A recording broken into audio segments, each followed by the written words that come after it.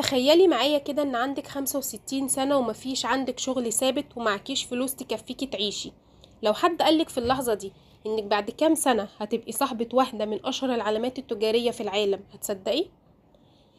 دي مش قصة خيال ولا قصة من تأليفي، دي قصة هارلاند ساندرز، الراجل اللي العالم كله عرفه بعد كده باسم مؤسس كنتاكي. حياته ما كانتش سهلة أبدا، وهو طفل صغير فقد والده، فمامته اضطرت ان هي تنزل تشتغل ساعات طويلة عشان تعرف تصرف على البيت، وساعتها كان هو اللي بيطبخ لاخواته، ومن غير ما يقصد اتعلم الطبخ وهو لسه طفل.